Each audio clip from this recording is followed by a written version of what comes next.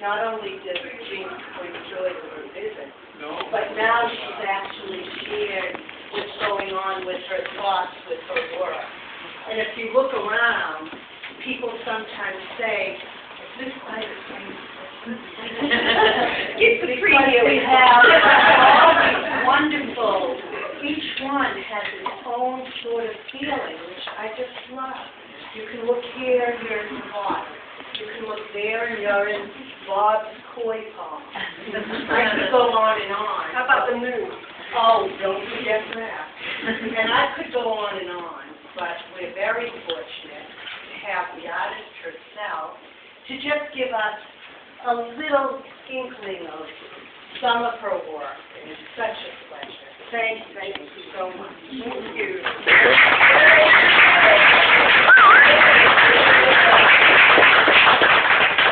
Well, when I received the invitation, it was an extreme shock to read that it said artist talk. And the whole bloody year painting, and I said, what? Anyway, this question comes to are there any paintings here that anyone wants to know what it's about? Don't speak at once. The one of your cottage. Yeah. Ah, thank you. Thank you. This is influenced by a poem by Mahmoud Darwish, and he was a Palestinian poet who died last year. And he was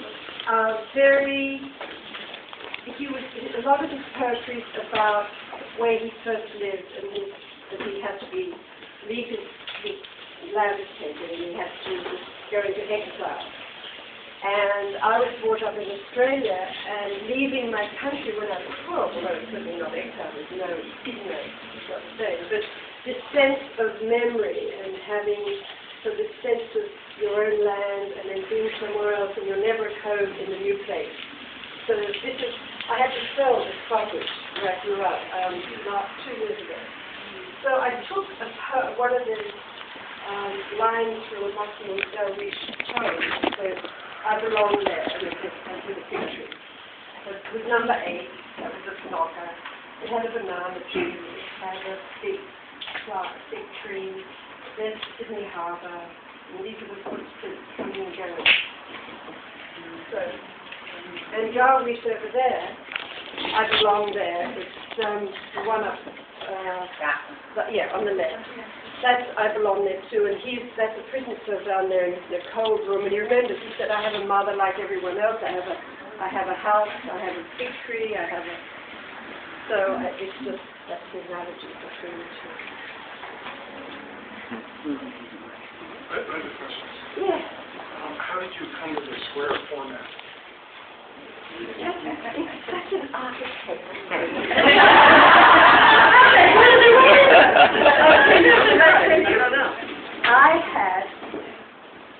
We remade our porch for Bob so that our porch could be enclosed and warmed up in winter to put our plants in. And as you know, there were these big black and white square tiles, and there was some left over.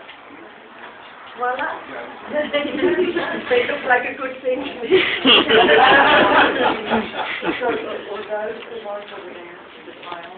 There's tons of these white ones and black ones over there. And then I got some bigger ones. Yeah.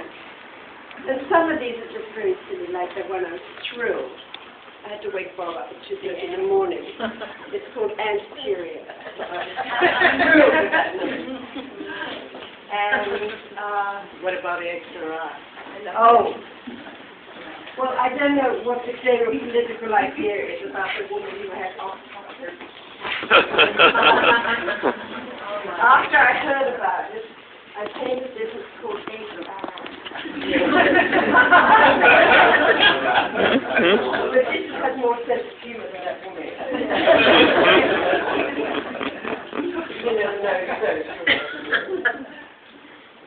So, and the ones over there, about the moon, I've always been very frightened of space and the moon and everything else, so I decided I inhabited these large buildings like shells, and I accumulate them. This one here, second down on the right, yeah, down last on the right, it's called the glove one. Does anyone know who that could be? Like that. You won the door prize. You may have a glass of wine. Better than a glove. What makes the universe safe for fish? Well, it's called wish fulfillment. That I really Wish fulfillment. The Hadron Collider. Oh, that's about the Hadron Collider, which scares the Jesus out of me. And it was, you know, when they had the Hadron Collider. Oh, you're involved in that? Yes. I got more email about black holes than anything else. A lot of power in the Hadron Collider.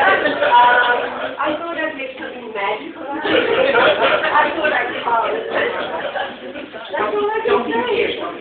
I'm scared.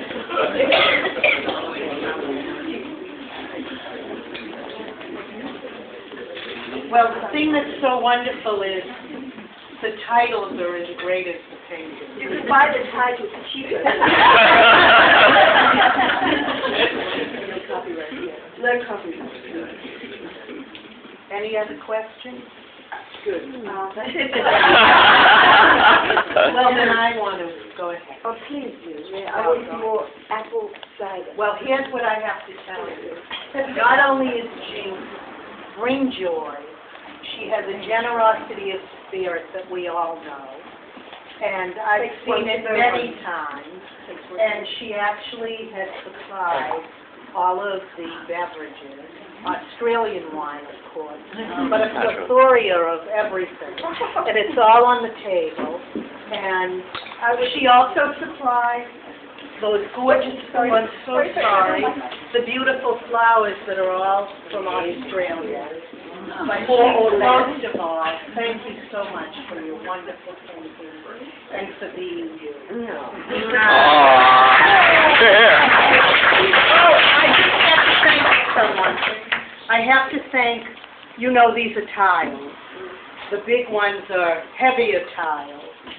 They're heavy, take my word for it. And I have to thank Sue, I call her Sue, S-A-B-C-K. Sue Agon, Brawny, Clever, Kowalski. She's an amazing artist, and she's also, she made the jewelry that she's wearing. She also makes hand tools. She also hung this. And she hung this entire show. And I think you'll agree she did it beautifully. There. So now it's time to eat, drink. Wait a second. Oh, wait. Wait. Joanne did all the sushi. By herself. And it is all the cupboards with chocolate. We're going to plow through very soon. And Libby, if it weren't for Libby, I would not be painting. And everyone, and I said, she's so encouraging every 4 years. She said, are you painting yet? Are you painting? Have you started painting? Are you painting? And finally she said, if you start painting, I'll give you a show. So when people said that, I also said, are you painting? I said, did you offer me a show? So thank you so much. I agree. I just want to say something, too, about Libby. She always has me talk. She's the quiet one, but she's the one who started Mobilia. And I can't tell you how many artists have said to me, Libby inspired me to do this, and I went on and did that. And she always comes up with incredible ideas.